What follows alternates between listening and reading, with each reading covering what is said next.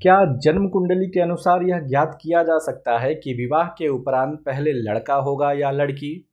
जी हाँ दोस्तों, हमारे ज्योतिष शास्त्र के अनुसार कुछ ऐसी विधा है, कुछ ऐसे सूत्र हैं जिसका प्रयोग करके हम यह जान सकते हैं कि पहले लड़का होगा या लड़की। कैसे जानेंगे, क्या उसकी पद्धति है?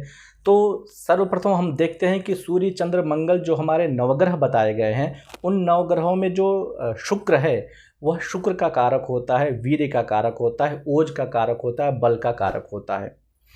तो शुक्र जिस राशि में बैठा हो, मतलब जिस पुरुष राशि में या जिस स्त्री राशि में बैठा हो, तो संतति, प्रथम जो संतति होगी वह उसी से संबंधित होगी। मतलब शुक्र यदि पुरुष राशि में बैठा हुआ है तो पुरुष संतति होगी, मतलब लड़का होगा।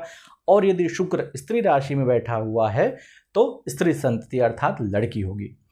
यहाँ पर वर और वधू मतलब पुरुष और स्त्री, इन दोनों की कुंडलियों का तुलनात्मक अध्ययन करने के पश्चात ही इस बात पर निर्णय लिया जाता है। लेकिन पुरुष की कुंडली में, मतलब पुरुष की कुंडली में शुक्र जिस राशि में बैठा हुआ है वह राशि स्त्री है अथवा पुरुष है, उसके आधार पर ज़्यादा सटीकता प्राप्त होती है, क्योंकि शुक्र जो है वह वीर्य का कारक होता है और पुरुषों में वीर्य से संबंधित जो हार्मोन होते हैं, जो स्थितियाँ होती हैं, वो प्राप्त होती हैं।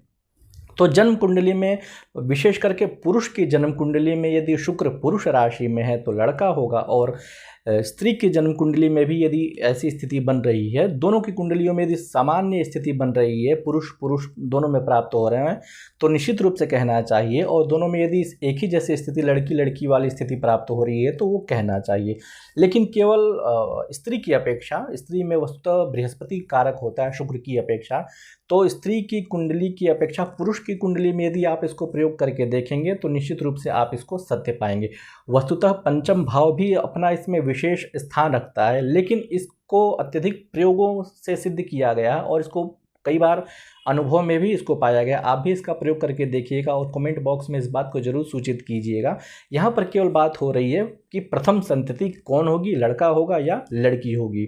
वस्तुतः लड़का और लड़की ये तो ईश्वर की इच्छा के ऊपर निर्भर करते हैं, इसमें किसी का भी कोई अधिकार नहीं है।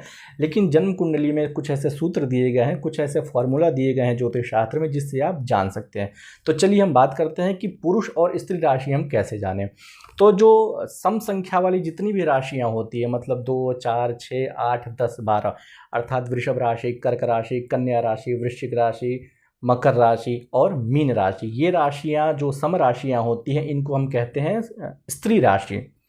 और विषम राशि मतलब 1, 3, 5, 7, 9 और 11, ये होती हैं विषम राशियाँ, मतलब मेष, मिथुन, सिंह, तुला, धनु और कुंभ राशि, ये होती हैं विषम राशियाँ, और इनको हम कहते हैं पुरुष राशियाँ। जब भी आप ज्योतिष शास्त्र का अध्ययन करेंगे, प्रारंभिक अध्ययन करेंगे, तो उसमें सर्वप्रथम पुरुष राशि और स्त्री राशि के विषय में बात की जाती है।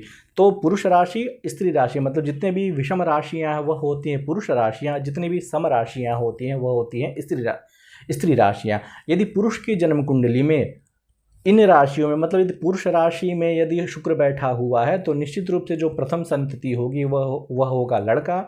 और पुरुष की जन्म कुंडली में यदि शुक्र स्त्री राशि में, मतलब इन राशियों में से किसी भी एक राशि में बैठा हुआ है तो निश्चित रूप से प्रथम संतति जो होगी वह होगी लड़की। शुक्र जो है एक राशि पर लगभग 1 महीने तक रहता है, तो जन्म काल में शुक्र जिस राशि में बैठा हुआ है तो उस राशि का जो गुण है, स्त्री वाला गुण है या पुरुष वाला जो गुण है, तो ठीक उसी प्रकार से जातक में हार्मोन की वो उत्पत्ति करता है और उसी से संबंधित उसको संतति भी होती है, स्त्री संतति अथवा पुरुष संतति।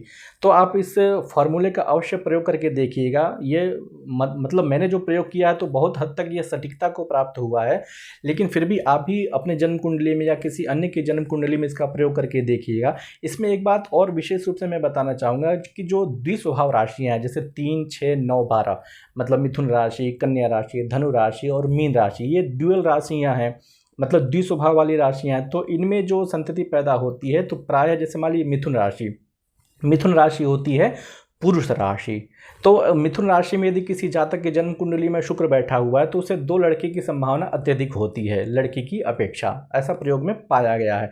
इसी प्रकार से कन्या कन्या राशि होती है स्त्री राशि, मतलब शुक्र इस राशि में आकर के नीच का हो जाता है, तो ऐसे में दो लड़कियों की, दो स्त्रियों की, मतलब दो कन्या की उत्पत्ति ऐसी कही जाती है। इसी प्रकार से धनु राशि हमारी होती है पुरुष राशि। यदि किसी पुरुष के जन्म कुंडली में धनु राशि में शुक्र बैठा हुआ है तो उसे दो लड़के अवश्य होंगे, ऐसा शास्त्रों में निर्देश दिया गया है। और यदि मीन राशि में शुक्र बैठा हुआ है तो निश्चित रूप से ऐसे जातक को दो लड़कियां होंगी ही होंगी। आप इसको परीक्षण करके देख लीजिए। तो आपकी क्या इस विषय पर राय है और आप इसको किस तरह से देखते हैं, आप कमेंट बॉक्स में अवश्य सूचित कीजिएगा। नमस्कार।